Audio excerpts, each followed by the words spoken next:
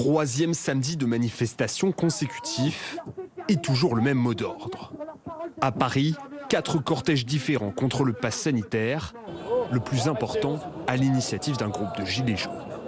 Faites-leur comprendre que les gens qui sont présents ici sont juste venus et descendus dans la rue pour contrer toutes ces mesures liberticides.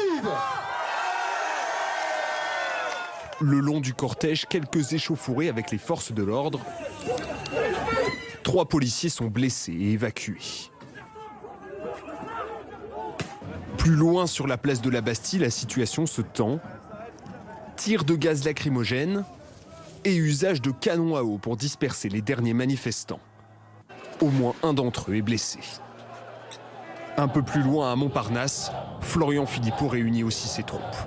Dans la foule des revendications éparses, pour une partie, c'est la lassitude après un an de restrictions sanitaires. C'est un contrôle de la population, c'est un contrôle de ce qu'on fait, c'est un contrôle...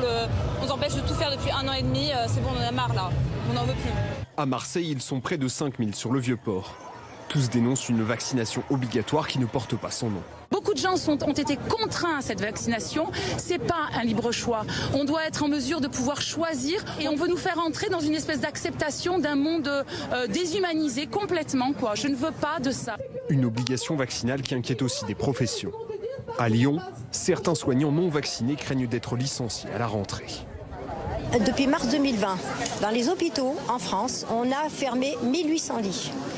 Ils ont supprimé 20 000 postes. Après tout ce qu'ont vécu les collègues, on les a applaudis au mois de mars 2020 et puis maintenant, le gouvernement leur crache dessus. C'est inadmissible, inacceptable.